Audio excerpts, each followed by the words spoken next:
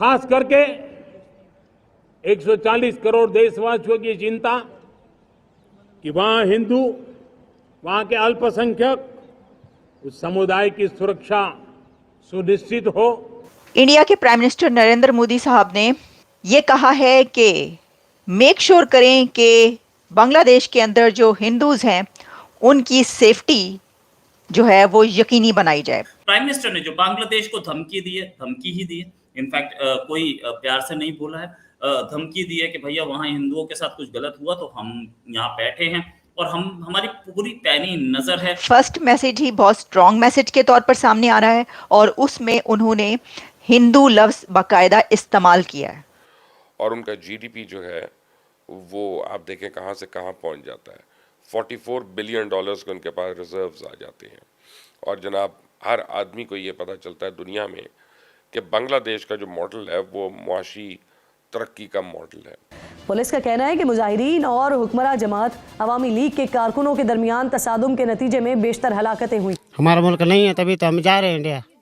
आप भी इंडिया जा रहे हैं? हाँ इंडिया जाएंगे, फिर क्या करेंगे? सारा दिन खेती बाड़ी करते, ऐसी हालत है हमारी। अभी क्या करें, हमारे बच्चे डरपोक हो गए, क्या करें? जो यूनाइटेड नेशंस के स्पोक्स पर्सन है उनकी तरफ से आज स्टेटमेंट आई है और उन्होंने कंडेम किया। माइनॉरिटीज के लिए भी कहा है लेकिन हिंदुओं के लिए उन्होंने ये लफ्ज इस्तेमाल किया है और कहा है कि आप ये इसको मेक श्योर करें। हेलो फ्रेंड्स, जय हिंद। हिंदुस्तान स्पेशल में आपका स्वागत है दोस्तों। प्राइम मिनिस्टर नरेंद्र मोदी ने गुरुवार को नई दिल्ली में लाल किले की प्राचीर से स्वतंत्रता दिवस के अवसर पर अपने भाषण के दौरान पड़ोसी बांग्लादेश में अशांति पर बात की। प्राइम मिनिस्टर मोदी ने दोहराया कि बांग्लादेश में हिंदुओं और अल्पसंख्यकों की सुरक्षा की जानी चाहिए। प्राइम मिनिस्टर मोदी ने उम्मीद जताई कि बांग्लादेश के हालात जल्द सामान्य होंगे, साथ ही वहां हिंदू तथा दूसरे अल्पसंख्यक समुदाय की सुरक्षा सुनिश्चित होगी। उन्होंने स्वतंत्रता दिवस के मौके पर लाल किले की प्राचीर से अपने संबोधन में यह भी कहा कि बांग्लादेश की विकास यात्रा को लेकर शुभेच्छा रहेगी। प्राइम मिनिस्टर मोदी ने कहा, बांग्लादेश में जो कुछ हुआ है उसको लेकर पड़ोसी देश के नाते हमें चिंता होना स्वाभाविक है। मैं आशा करता हूं कि वहां हालात जल्द सामान्य होंगे। 140 करोड़ देशवासियों को चिंता है कि वहां हिंदू अल्पसंख्यक समुदाय की सुरक्षा सुनिश्चित हो।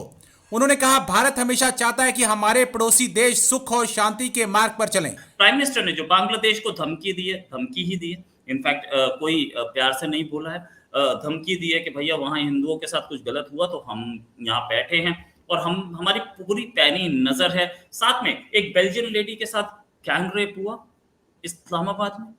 क्या सिचुएशन है बांग्लादेश की? इस टाइम जो पॉलिटिकल सिचुएशन है वो आप में से बहुत से लोग उससे अवेयर होंगे, लेकिन एक चीज, एक खबर, एक बात जिसे अभी से कुछ टाइम पहले तक इग्नोर किया जा रहा था, फिर इंडियन मीडिया ने उसके ऊपर बात की, भाई बांग्लादेश में जो मिनोरिटीज खासतौर पे हिंदू कम्युनिटी के ऊपर अटैक किया जा रहा है उसको रोका जाए। फिर उसके बाद पाकिस्तान से हमने भी आवाज उठाई कि हाँ भाई, वैसे हम कहते हैं फलस्तीन के मुसलमान, वैसे हम कहते हैं यहाँ के मुसलमान, लेकिन इंसानियत को आगे रखते हुए अगर बांग्लादेश के हिंदू कम्युनिटी के ऊपर कुछ गलत हो रहा है तो उसे रोका जाए। अब हमें अभी से पहले तक ये बताया जा रहा था कि भाई ये सिर्फ प्रोपोगंडा किया जा रहा है, ये इंडिया का मीडिया सिर्फ प्रोपोगंडा कर रहा है, लेकिन अब कायदा तौर पे ये चीज क्लियर हो गई है, क्योंकि बांग्लादेश के जो अभी इंटरिम गवर्नमेंट के प्रेसिडेंट है उन्होंने खुद ये बोला है कि भाई अगर बांग्लादेश में मिनोरिटीज के ऊपर जो अटैक है उसे ना रोका गया तो मैं रिजाइन कर दूंगा। फिर इसराइल ने इसके ऊपर आवाज उठाई और अब बड़ी खबर ये है जिसके ऊपर पाकिस्तान की पब्लिक से, पाकिस्तान की यूथ से हम बात करेंगे, पूछेंगे कि आखिर क्या वजह है कि अब यूनाइटेड नेशंस भी इस बात पर बोल उठा है कि भाई बांग्लादेश में मिनोरिटीज के ऊपर जुल्म हो रहा है, इसे फौरन रोका जाए।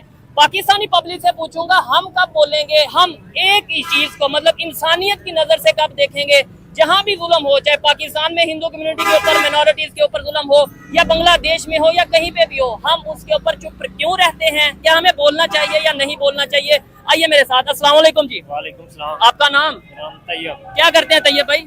मैं फील कर रहा हूँ बायोकेमिस्ट्री। बायोकेमिस्ट्री का टॉपिक आपने सुन लिया, आपसे इसी हवाले से बात करेंगे। अस्सलाम वालेकुम भाईजान। वालेकुम सलाम। आदिल भाई हैं, आप में से बहुत से लोग जानते होंगे, मेरे अपने भाई हैं, इनसे बात करेंगे। आदिल भाई, आप क्या कहना चाहेंगे? मैं फिर से ये सारा एक्सप्लेन नहीं करना चाहता, मैं चाहता हूँ आप जो विद फैक्ट्स बात करें। क्या वजह है बांग्लादेश में मिनोरिटीज पे अटैक क्यों नहीं रुक रहा? अब तो गवर्नमेंट भी चेंज हो गई, अब तो वहाँ पे जो उनकी मर्जी, जो स्टूडेंट्स हैं उनकी मर्जी के प्रेसिडेंट भी आ गए।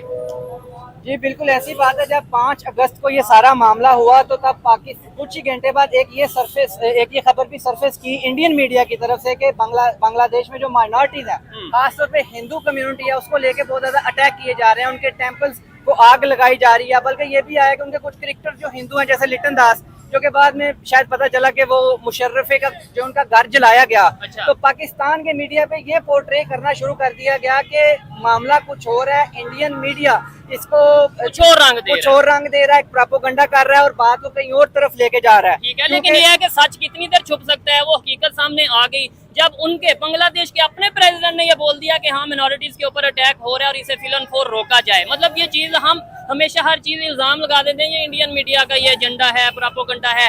अब तो प्रेसिडेंट ऑफ बांग्लादेश, इसराइल के प्राइम मिनिस्टर, फिर उसके बाद अब यूनाइटेड नेशंस ने आवाज उठा दिया। क्या समझते हैं आप? जी बिल्कुल, पहले सिर्फ इंडिया उठा रहा था आवाज, और आपने भी काफी वीडियोस इस पे रिकॉर्ड की, लेकिन उसके बाद अब जब उनके प्राइम मिनिस्टर ने खुद इस चीज को मान लिया और बल्कि कहा है कि ये बंद होना चाहिए जो उनके नए प्रेसिडेंट सेलेक्ट हुए हैं, उसके बाद अब ये कि इसराइल ने जब ट्वीट की कि कंडेम किया इसराइल ने भी, उसके बाद यूनाइटेड नेशंस इस पे कोई आवाज नहीं था उठा रहा। इससे पहले हमने वीडियो में बोला भी कि यूनाइटेड नेशंस को एक्शन लेना चाहिए अगर उनकी अपनी गवर्नमेंट या अपनी अथॉरिटीज इस चीज को कंट्रोल नहीं कर पाती। ठीक है। तो आज ये सुबह देखने में आया कि बहुत से लोग, एक एनजीओ है हिंदू एक्शन के नाम से, उन्होंने इकट्ठे होकर यूनाइटेड नेशन के ऑफिस की बिल्डिंग के बाहर प्रोटेस्ट किया। बहुत ज्यादा और सेक्टर से लोग साथ मिले और एक बड़ा प्रोटेस्ट रिकॉर्ड किया। तो उसका नतीजा हमें ये मिला कि जो यूनाइटेड नेशंस के स्पोक्स पर्सन है, उनकी तरफ से आज स्टेटमेंट आई है और उन्होंने कंडेम किया है इस चीज को कि बिल्कुल भी माइनॉरिटीज के साथ बांग्लादेश में जुल्म नहीं होना चाहिए, अटैक नहीं होने चाहिए और इस चीज को रोका जाए। आपकी बात रोकता हूँ और यहाँ पे जितने भी लोग मौजूद हैं इनसे एक सर्वे करते हैं, इनका एक मतलब रिएक्शन रिकॉर्ड करते हैं, इनसे पूछते हैं कि भाई ये मिनॉरिटीज के हवाले से, हिंदुओं के हवाले से क्या सोच रखते हैं। भाईजान, पाकिस्तान से ये जो हिंदू कम्युनिटी है इन्हें हटा देना चाहिए, बेच देना चाहिए आपके ख्याल से, या इधर रहने दें? आप क्या कहते हैं, हिंदुओं को बेच दें या रहने दें? बेच दें। आप क्या कहते हैं, हिंदुओं को बेच दें, इधर से क्रिश्चियंस को बेच दें या रहने दें? बेच दे, उनको रहने भी नहीं दें, ये क्या? अच्छा, आप क्या अंकल जी कहते हैं, हिंदू यो यहाँ पे रहते हैं पाकिस्तान में, तो इन्हें इधर रहने दें या बेच दें वापस कहीं पे? खराब कर रहे हैं ये, क्या मुल्क भी खराब कर रहे हैं ये, मुल्क को खराब कर रहे हैं? कैसे? ये अच्छा, क्या कहना चाहेंगे भाईजान, हिंदू कम्युनिटी जो यहाँ पे है पाकिस्तान में है, इन्हें इधर ही रहने दें या बेच दें वापस इधर भी? अच्छा, मैं खुद राइटर हूँ। अच्छा, जबरदस्त। मुझे पहले इस चीज का जवाब, हाँ। आपको असल रियलिटी का जवाब दूंगा। पंजाबी समझते हैं? उर्दू में बता देंगे, देखने वालों के लिए भी आसानी हो जाएगी। चले, मैं ना पंजाबी में आपको आसान लफ्जों में ना 2 शेर जी बताएं। आपको सवाल भी मिल जाएगा, जवाब भी जी मिल जाएगा, बताएं। असल वजह भी मिल बताएं जाएगा। दुनिया रंगीन है सजना, अच्छा इन्हें एक रंग नहीं फड़ना, अच्छा हो के मालक समंदर दी, ठीक है, इन्हें तावी अपने आप को प्यासे ही रखना। ठीक है, ये है असल वजह, जो जड़ है। अच्छा, और अब इस जड़ का हल क्या है, वो भी क्या हल है? पहले मुझे बताएं, हिंदू यहाँ रहने हल चाहिए ही या आपको- नहीं? मुझे ये बताएं, रहने हल- चाहिए या नहीं? हल ही आपको बताने जी। लगा। यार जमा के बनाया अच्छा, ते की बनाया, ठीक है, ढिड विच पाल के नफरत, अच्छा, अगे प्यार ਵਧਾਇਆ ते की ਵਧਾਇਆ। बड़ी जबरदस्त इन्होंने बात किया कि अगर दिलों में नफरत है तो आगे हम मीठी मीठी बातें कर भी लें